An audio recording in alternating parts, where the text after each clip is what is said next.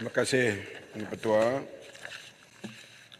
Perantaraan pasaran atau orang tengah dalam rantaian pembekalan pemasaran hasil keluaran pertanian serta produk agro makanan mempunyai pelbagai fungsi dan peranan. Antaranya aktiviti pengumpulan, pelabelan, pemprosesan dan pengedaran produk pertanian. Perkhidmatan yang ditawarkan ini adalah penting untuk memastikan keluaran pertanian dan bahan makanan dapat diagihkan dan disampaikan kepada pengguna di seluruh negara dengan selamat dan terjamin kualitinya. Walau bagaimanapun untuk memerangi isu lapisan orang tengah dalam usaha mengawal kos sara hidup yang semakin meningkat, Kementerian Pertanian dan Keterjaminan Makanan bersama agensi di bawahnya telah melaksanakan pelbagai inisiatif termasuk Kementerian KPDN yang juga terlibat secara langsung membangunkan outlet peruncian jualan terus kepada pengguna seperti pasar tani kekal, agro bazar di bawah kelolaan lembaga di bawah FAMA, peladang outlet di bawah kelolaan lembaga timbalan peladang LPP dan pasar nelayan di bawah seliaan LKIM.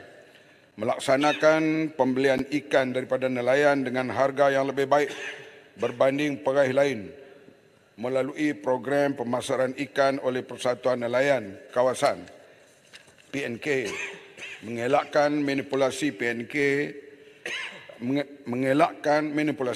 PNK dapat menjual kepada pengguna dengan harga yang lebih rendah berbanding harga pasaran setempat melalui jualan secara langsung.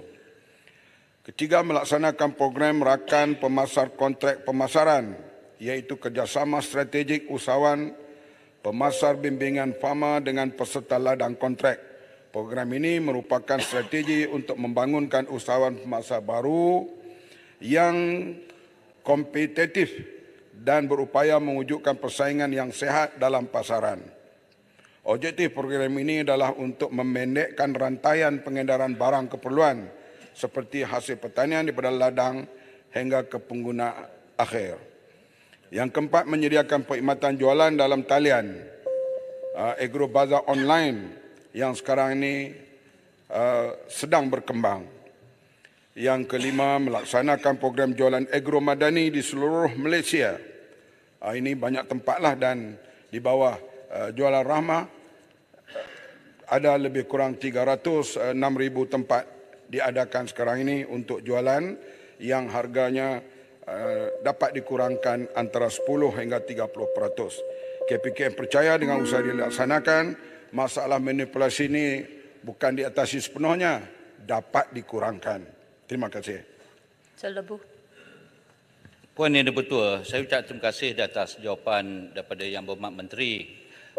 Sebahagian daripada masalah yang ditimbulkan apabila harga kos sara hidup naik ini adalah orang tengah. Tuan Yang Di-Pertua, ini fakta ya. Cumanya saya nak tanya penjelasan Yang Berhormat Menteri. Kita ada FAMA, agensi pemasaran di bawah kementerian. Dan petani ini dia tak berapa selesa berurusan dengan FAMA ni.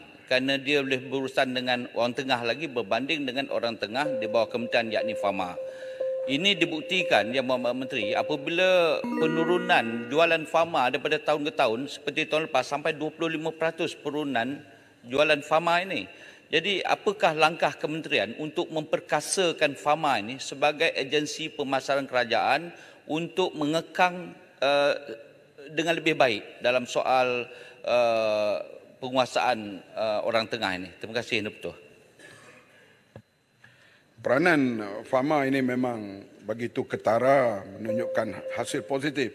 Misalnya dalam bulan Ramadan dan Syawal yang lepas, kita lihat FAMA membuat intervensi yang begitu berjaya mengekang kenaikan harga, terutama sekali daging. Kita lihat FAMA menjual dengan harga RM35 dan juga di Melaka sehingga RM25 dan harga telur, ayam dan sebagainya menyebabkan harga tempat lain tidak naik begitu mendadak.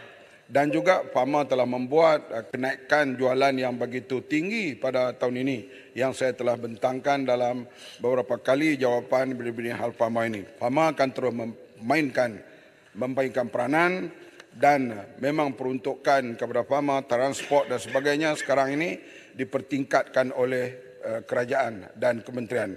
Jadi peranan fama ini akan dipertingkatkan dari masa ke semasa untuk mengurangkan bebanan kos harga hidup yang melanda ketika ini. Terima kasih. Badan Terak. Terima kasih Tuan Yang di-Pertua. Yang Berhormat Menteri, berkenaan dengan industri pertanian yang diselubungi oleh masalah orang tengah ni, saya juga di kawasan saya di Padang Terak ramai pesawah-pesawah yang membuat aduan tentang cas perkhidmatan orang tengah yang mengenakan cas yang banyak tentang input-input pertanian. Soalan saya kepada Yang Berhormat Menteri, apakah bentuk penekanan yang diberikan oleh kementerian terhadap peranan koperasi pertanian untuk mengurangkan peranan orang tengah ni? Terima kasih. Peranan orang tengah ni bukan perkara baru. Zaman kita di awal tahun 60-an dulu, 50-an, ada Pak Haji Kunca. Di mana kadang-kadang mereka ini ada wang bila ada kematian, nak buat kenduri, mereka pengambil duit kepada orang yang ada duit di kampung itu. Maka segala hasilnya dia melalui Pak Haji Kunca itu. Sekarang pun begitu. Orang tengah ini dia lunak, dia boleh memberi pinjaman, dia boleh beri duit bila ada kematian, kenduri dan sebagainya. Maka bila nak jual barang, maka terpaksalah tuan-tuan tanah itu melalui orang tengah itu. Jadi peranan ini nak buang sekaligus peranan orang tengah ini bukanlah satu perkara yang senang. Dan koperasi boleh memainkan peranan. Tetapi koperasi kita yang berjaya terlalu sedikit. Penubuhannya banyak, tapi bila menjalankan kerja-kerja koperasi, kadang-kalanya terkandas di tengah jalan. Tapi kita jangan berputus asa. Karena peranan koperasi, peranan agensi kerajaan amat penting untuk mengurangkan. Kita kata nak hapus orang tengah ni memang susah, tapi mengurangkan peranan mereka dalam masyarakat. Terima kasih.